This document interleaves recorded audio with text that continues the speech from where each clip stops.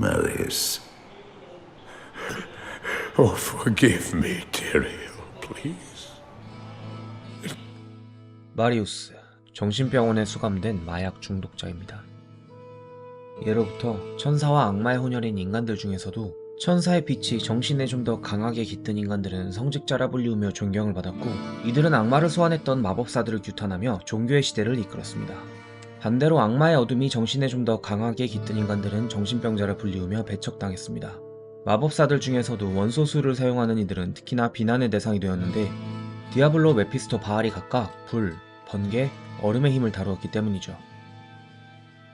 마리우스는 옛날 같으면 원소술을 배울 수 있는 재능을 가지고 있었으나 종교의 시대는 이런 재능을 가진 인간들을 퇴화시켰습니다. 그런 시대에 태어난 마리우스는 무능하고 나약한 정신병자일 뿐이었죠.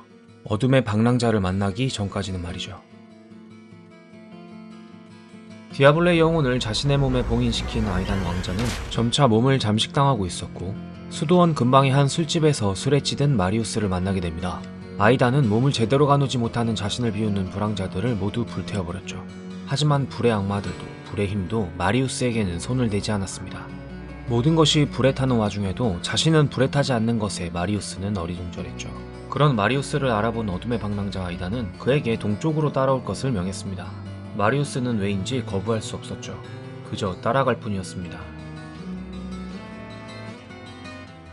고대인의 몸에 봉인된 파괴의 군주의 정수.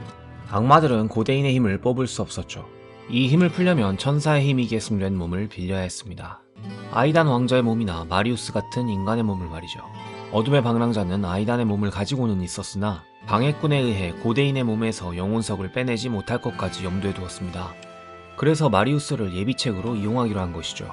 어둠의 방랑자의 계산대로 마리우스는 탈라샤의 몸에서 바알의 영혼석을 분리해버립니다. 인간을 자식처럼 여겼던 천사 티리엘은 마리우스를 질책함과 동시에 부탁을 하게 되죠.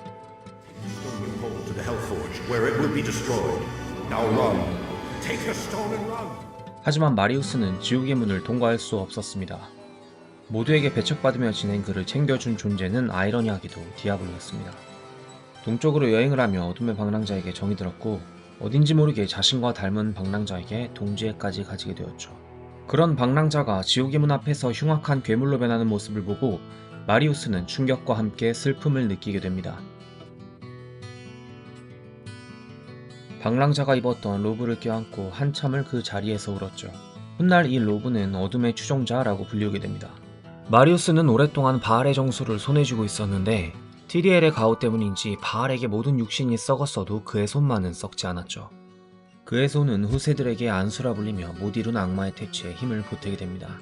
어둠의 방랑자와 함께하던 그가 입던 다른 장비도, 완전한 타락으로부터 막아주었던 그의 심장도 성역에서 악마와 맞서는 중요한 유물로 남게 되죠. 악마의 사도이자 천사의 사도이기도 한 기구한 운명의 마리우스. 기록은 이 유물에서 마리우스의 이름을 빼게 됩니다. 한때 악마와 동행했던 인간의 역사를 숨기고 싶은 것인지도 모르죠. 어둠의 힘과 빛의 힘을 고루 지닌 그의 유품이야말로 악마와 천사의 후손인 인간을 가장 잘 보여주는 상징이 아닐까요?